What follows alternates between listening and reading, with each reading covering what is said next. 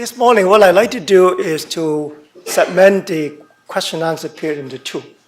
The first one is I'm going to give the speakers a chance to ask each other questions first to get the ball rolling, and then we have the audience participate in this. A couple of things that was major theme is really the phenotype and the global story about COPD. So that would be probably the way to get started. I noticed Dennis and George had a lot of conversation, with the audience about the physiological and morphological phenotype, and Jim obviously take it to a higher level in terms of microscopic level, and then Dr. Decramer talked about the global issues. So would you people like to get started?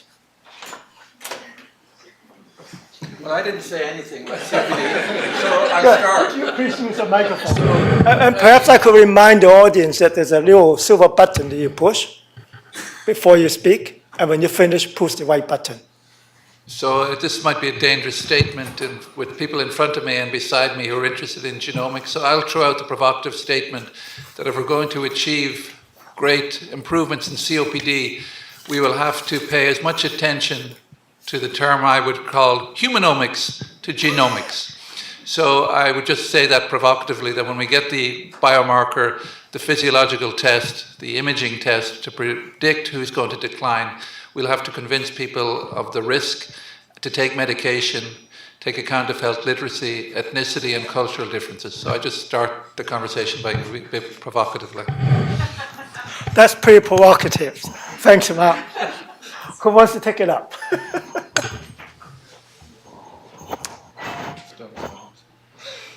So I was going to ask perhaps Dennis, with your physiological prowess, how would you relate your finding to the stuff that George has been talking about towards the end of the morning? Well, I think they're very compatible.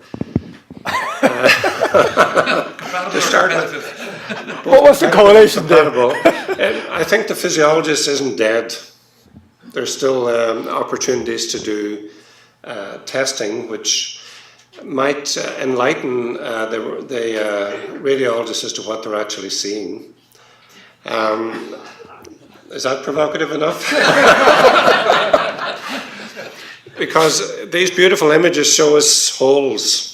And we don't precisely know what they are. Could it be regional air trapping? Could it be destroyed lungs? So I think that to better understand the images, we need to go back to do fairly extensive physiology. Even things like air trapping being measured by CT scan, inspiratory, expiratory films I'm not allowed to do it in my own institution because of the exposure to radiation, but we do have the residual volume, which doesn't expose you to the same amount of radiation. And my worries about the inspiratory, expiratory sort of comparisons, surely they do show areas of air trapping, but I think they're incredibly dependent on BMI and weight, and no disrespect intended, but in the US of A, I gather there's 40% of the population who have a BMI greater than 35. So when they lie flat in the CT scan, they're going to get airway closure, no question about it. So I think they're extremely complementary, and it leads intriguing dimensions to old physiology. But I think they need to be integrated a bit more if we're to proceed to make them valuable sort of markers of disease. Do you agree or not? No, I do agree. And I think certainly imaging is the newer toy right now. And often what people do is they keep running to the next, the latest, the greatest, the more flashier display or outcome without having a true core understanding of the lung and how it works. I think the lung is incredibly complicated, and spending a lot of time thinking about how it works would help guide imaging. And that's really why I focus primarily on CT, is I think you can squeeze a lot more information on the CT scans that people have done already. I think there's a lot of things that people have erroneously concluded from CT, looking at emphysema and gas trapping, and there are many artifacts. Certainly the BMI, maybe not so closely guarded secret anymore, is that the BMI will change your estimate of emphysema on CT scan. So if I gained 50 pounds and you rescan me, suddenly I have a different lung density, even if my lungs didn't change, but the wrapper around my lungs changed. So, and certainly if I inflate to a different volume, suddenly I have different lung density. So CT is an exquisitely sensitive tool. I think when used judiciously can really provide useful information, but I do agree wholeheartedly that it needs to be more closely dovetailed with physiology and really just a core understanding of how the lung works. Dr. Perry, you want to make a comment? I'd like to maybe. Per- Someone has important. Okay. Someone did it again. Okay. I'd like to pose a question to the whole group. So I sat here pretending this morning that I was a venture capitalist going to put some money into a drug, development of drugs for COPD, or alternatively, I was a health policy, ran the healthcare system, and I had a pot of money. And so as a venture capitalist thinking about putting my money into development of a new therapy for COPD, I found that that the group was confused about, there was too many phenotypes, and that nobody was sure about the mechanism of disease or the measures to measure, right? And which is very contrast to cardiologists. Cardiologists know exactly what to measure, and they at least pretend they know exactly what the mechanism is, and they get lots of money. So then I thought of, well, I'm a health service funder. What should I do with my money? And I would put all my money into prevention. I wouldn't put any money into. We haven't heard from the genomics guys or the genetics guys, but I haven't got a clear message about where should we go in terms of what mechanism to target, what measures to do, and what subphenotypes to pick out. So who wants to crack it? Mark? So I'm getting happier here now because Professor Parry, a genomics person, is taking a much broader perspective. But you've had an epigenetic experience to become a genomics person. But I would say, I have this slide when I give asthma talks, and I talk about this super drug or intervention that reduces hospitalization by 65% and emergency room visits by 45%. And it's common to all phenotypes because they're all non-adherent, poor health literacy, uneducated, and it's education and behavioral change.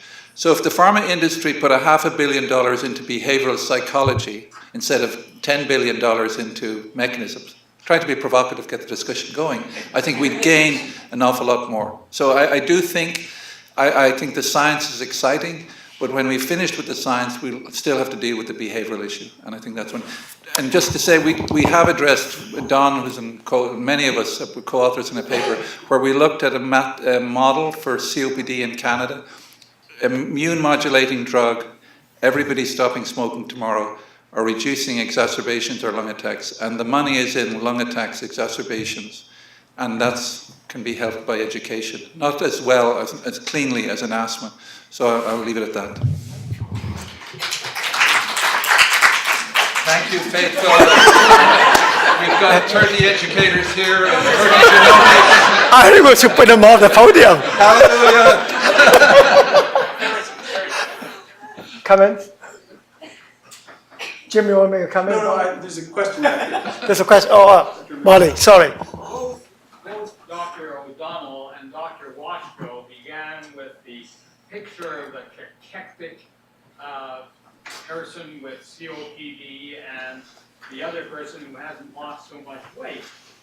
In the September issue of the American Journal of Respiratory Critical Care Medicine was an editorial and an article on the adipokines and adipoconectin, if I've got that correctly. And there are implications not only with regard to body weight and maintenance of muscle tissue, but also possible implications with regard to vascular control, gas exchange, and the relationship to reaction to cigarette smoke.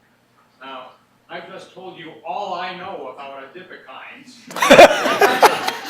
What do you have to say about that?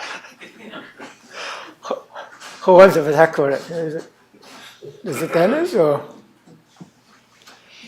Well, certainly there's great interest in the obese COPD phenotype, which is an ever-increasing phenotype, and the potential amplification of inflammation from visceral fat.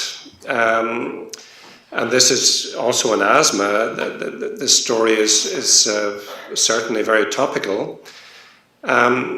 We don't have hard data as yet, but it's a very plausible hypothesis that can be tested. Beyond the sort of biological effects of obesity, there's significant mechanical effects also, which we now have to face and understand the interaction between increasing chest wall adipose tissue and the manifestation of the disease. But I'm sure there are inflammatory mediators in the audience that know a lot more about adipose tissue and inflammation than I do. Okay.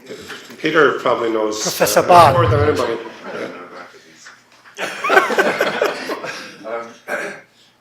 Jim talked about the Fletcher-Peto diagram, which was very useful for our conceptual thinking of COPD progression. And as he knows very well, it was a model, not really based on much data. And it now seems that the model was wrong, because the most rapid decline occurs early in the disease. And I think that fits in with what Dennis is also thinking, is the need to target early disease, even before people get symptoms. The way you treat high cholesterol before it gives you a stroke. And how can we persuade the pharmaceutical industry to do trials in people that don't have symptoms? Because it's quite similar to treating hypertension and high cholesterol. But that's where the change is occurring, and that's where the reversibility is. And you can see that from smoking cessation. You get much more benefit from smoking cessation early in the disease than later. And we now see people in clinic that get referred to hospital that have gold 3 and 4, and they often show no progression over years, these people, and then they die. That's progression. But they don't have a rapid decline in lung function because we've missed it. I mean, we're always coming too late, which is what Jim is saying. So what can be done to address this? That's an excellent question. Mark? I mean, you're right that most large trials, Uplift and others, have shown that, in fact, the decline is likely to be, and the lung health study showed that as well, that the decline is faster in the early stages of, I'm not sure it's early stages, but let's say the milder stages of the disease than in the later stages of the disease. And that's the opposite to what Fletcher and Peto has shown, basically, because they showed faster decline in the latter stages of the disease.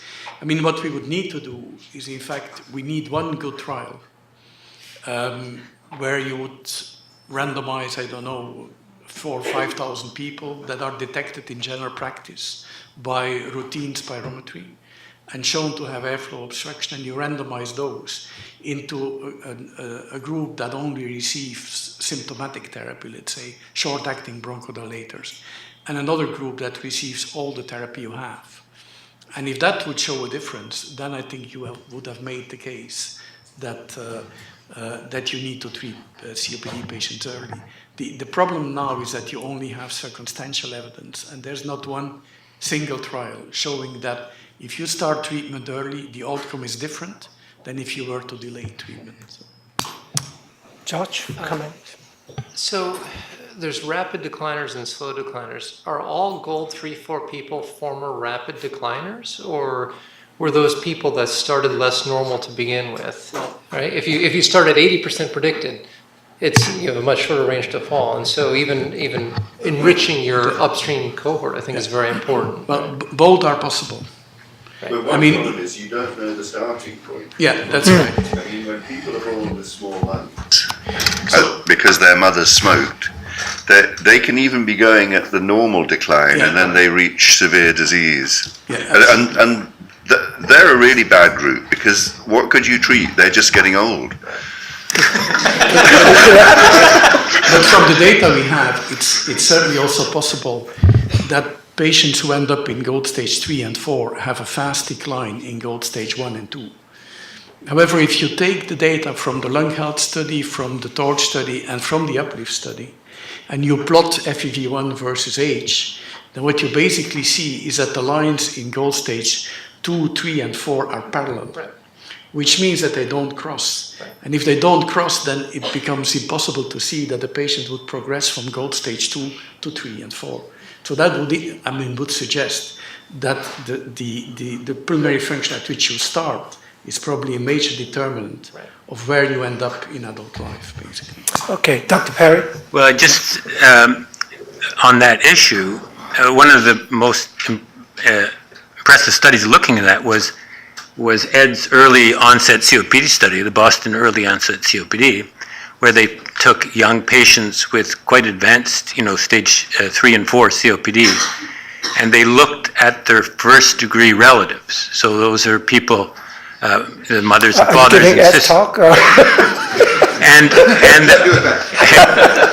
the individuals who smoked had much lower lung function than age-matched controls from the population. But if they didn't smoke, they had normal lung function. So that speaks against, a lot of patients with COPD being born with small lungs on a genetic basis, and speaks more towards a inherited susceptibility to the effect of cigarette smoke. In other words, everybody had to have, or most people had to have a rapid decline phase before they got to there. Ed, would you like to comment on that study that you did? Yeah, I think that's an excellent point. I think that the severe early onset COPD subset is a very unique subset. These are the alpha-1 antitrypsin-like people that don't have alpha-1. But David Lomas saw similar results with work they did with Sean McCluskey in a UK sample. So my own bias is that, yes, there probably are a subset of people that have reduced lung growth, but I agree with Peter that I think that quantitatively it's probably more a problem with rapid lung function loss. And the question is, can we and I think the other issue is that it's not linear, that it is like, it may look linear based on the fact that we look at large populations or that we look at people over relatively long periods of time. There probably are episodes of increased loss of lung function. And if we could identify that and identify periods of increased activity, those would be great times to target treatment. Dr. Sim. Based on, I think, your talk, everyone's talk, I'm convinced that COPD starts way before, goal 3 and 4, perhaps in the small airways, perhaps in the vessels. And all the drugs we've looked at to change the natural history of COPD have been really inhaled therapy. And, those particles are very difficult to get into, certainly into the small airways and even more into the pulmonary vasculature.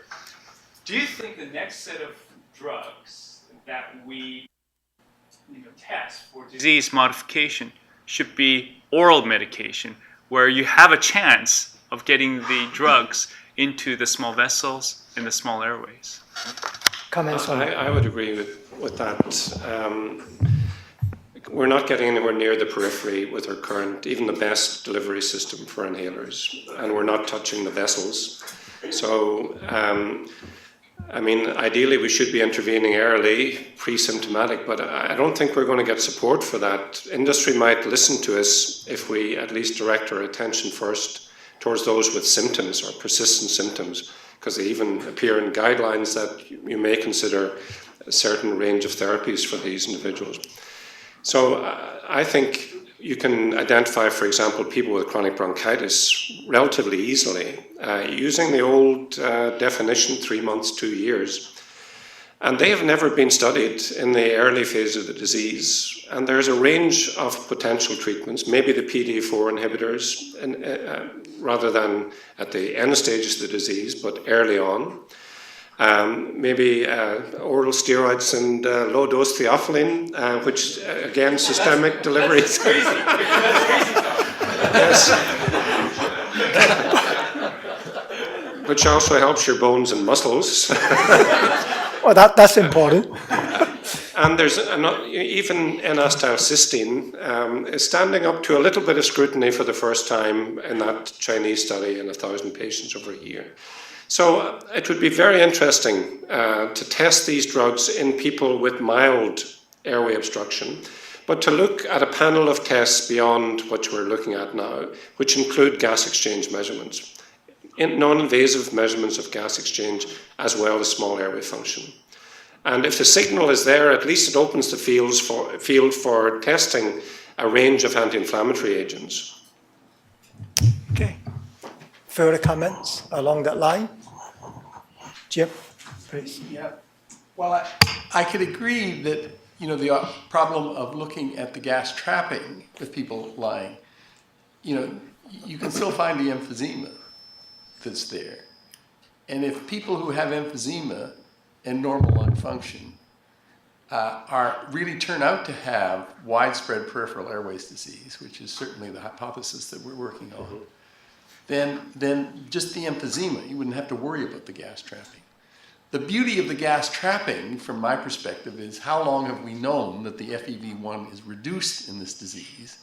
And for the first time now, you can see where the gas is trapped and where the units with the long time constants are, albeit it may be worse by lying on their back and so on like that. But I wouldn't dismiss it out of hand.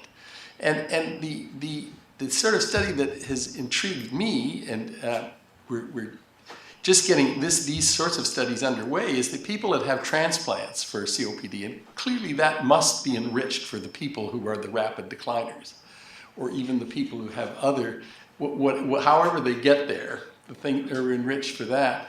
And looking at their CT scans and whatever lung function you can do ahead of time, and then doing the CT scan on the specimen and doing it the way we do, where we can exactly match the tissue that we look at to where it was in the CT scan of the living patient and where the gas was trapped, then we have a chance of studying those very early stages of the disease.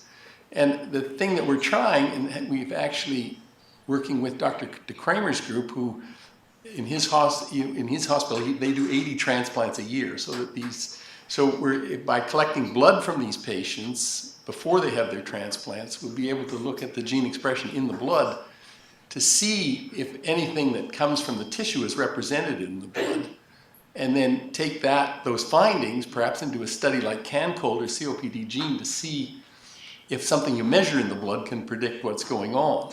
So I agree that there's a place we could start, I think, with the early disease. You'd find the people with the emphysema and the normal lung function in the people that are being screened for lung cancer. And there if you wouldn't have to have the expiratory scan, but if you had it, that would be an advantage.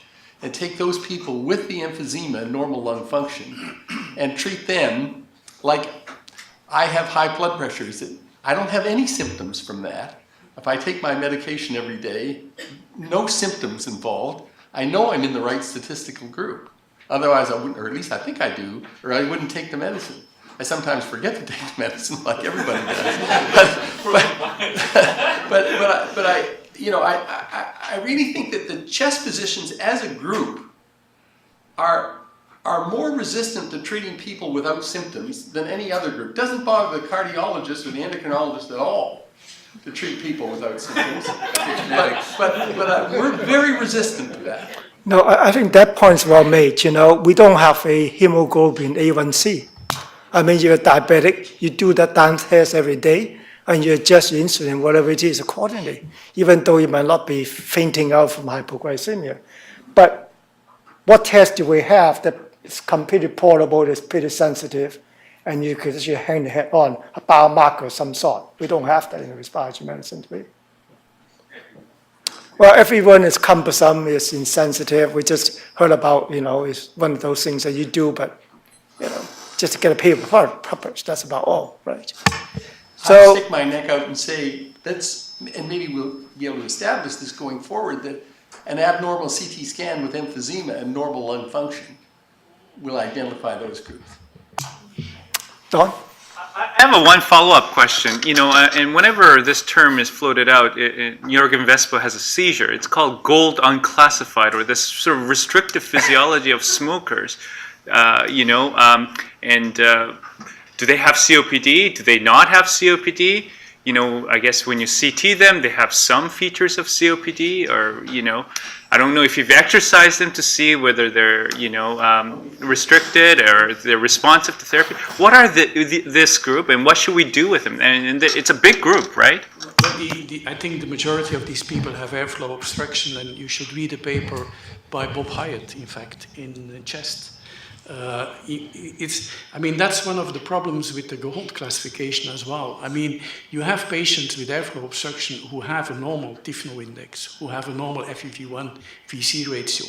In fact, you have patients who have, let's say, a VC that is 60% predicted, an FEV1 that's 60% predicted, so their FEV1 VC ratio is absolutely normal, but the residual volume is 200, 250% predicted, and they have a TLC of 120% predicted. So, and I mean, there's not so few of those patients. We did a study in Belgium where we looked at 1,000 consecutive new patients seen by chest physicians. And the idea was to look at what the different pulmonary function tests contributed to diagnosis, and it's been published in the Lancet, and it shows that each of the different pulmonary function tests has an independent contribution to diagnosis. But one of the things we noticed is that about 10% of the patients with airflow obstruction had a normal TIFNO index, like the one you mentioned.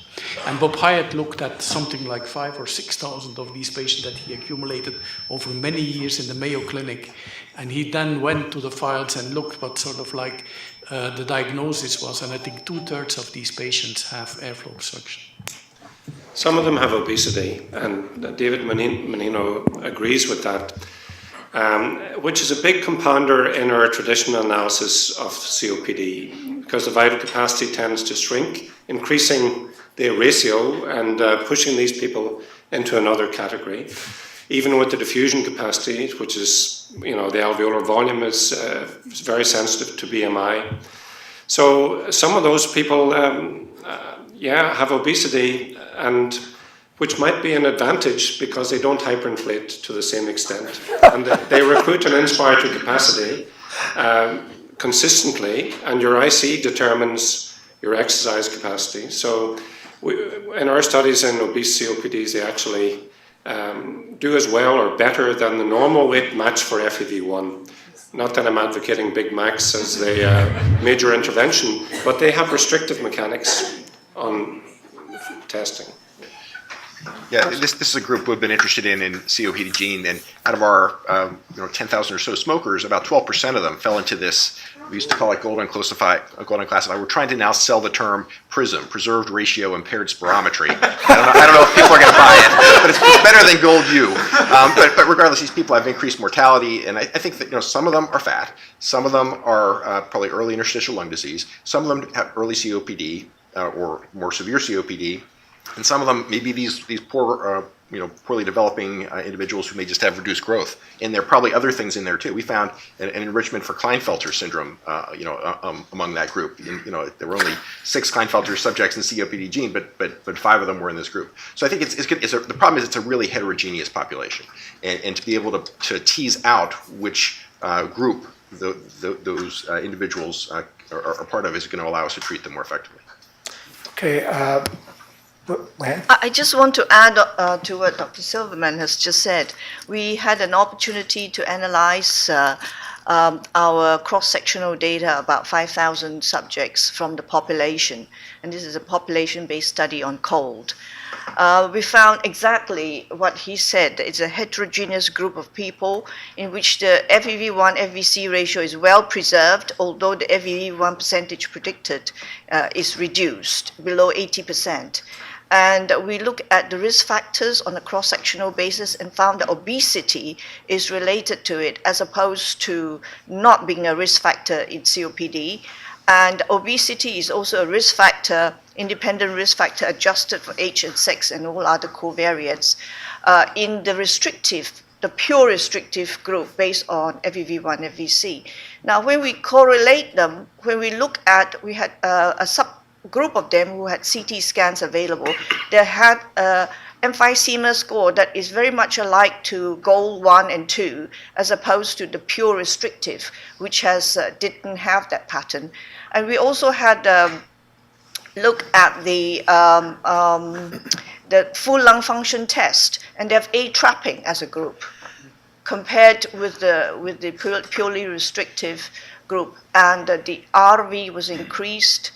And so they are like a mixed group between people with COPD who have fallen through the net because they don't have that fixed ratio to allow them to be inside the group. And they also, some of them have features that are restrictive, and they also have a higher comorbidity association. So they are quite a mixed group of people, but they are not normal. Thank you. They're not normal, that's important. Stefan?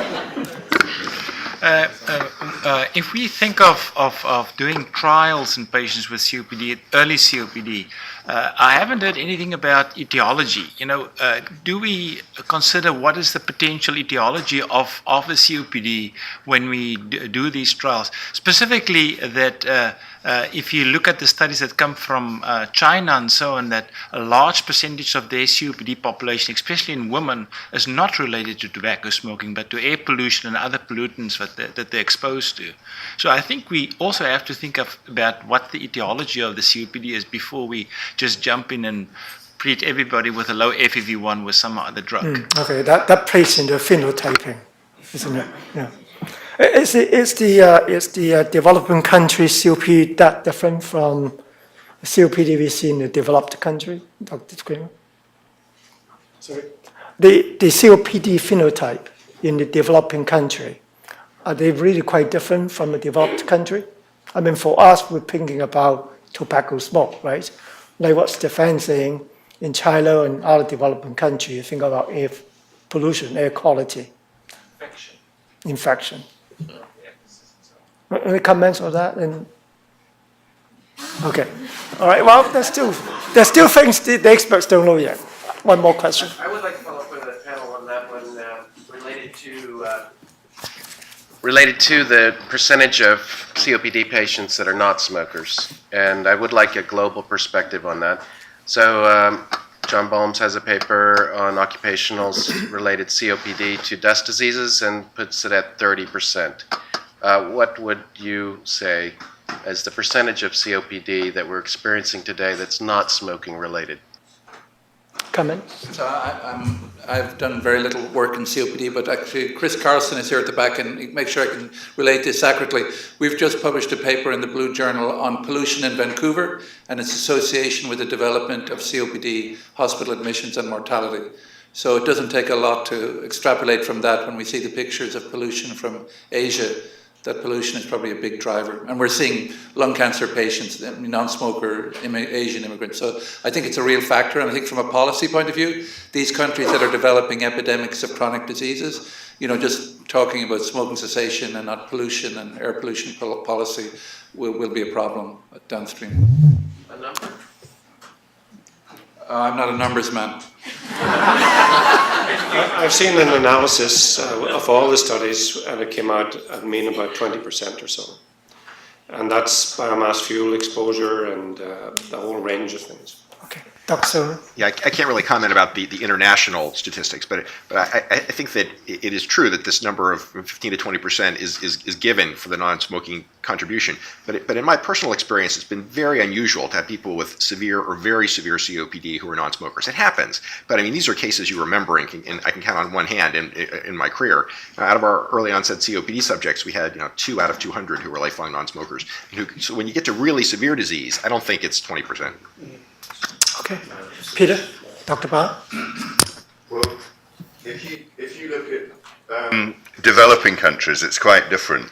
I mean, we work with Sundeep Salvi in India, and there, if you look at death, I mean, COPD is the second commonest cause of death in India, so this is big news. And if you look at the men who die of COPD, only 18% are smokers. If you look at the women who die of COPD, none are smokers. So there's clearly other mechanisms in developing countries, and the one most likely is indoor air pollution with biomass fuels. But there are other factors, because even men are dying of non-smoking COPD, and they're not exposed so much to indoor. So this is something for epidemiologists to sort out. What about tuberculosis and post-TB? Yeah, that absolutely. And there are lots of other things like post-TB. So Sundeep found that if you look at post-TB patients that have some localized scarring on the chest X-ray, which is very common in India, about 60% of them had COPD. And we don't understand the link between localized fibrotic disease and generalized airway obstruction, but there must be a link.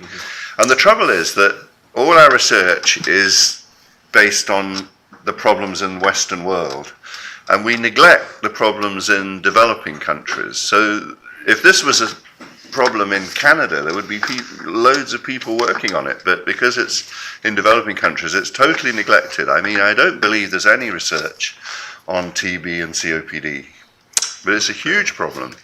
Okay, I think that's a very fitting comment to conclude this morning's discussion. I want to thank the audience for being such a fabulous bunch and participatory, and the world-class speakers for this morning.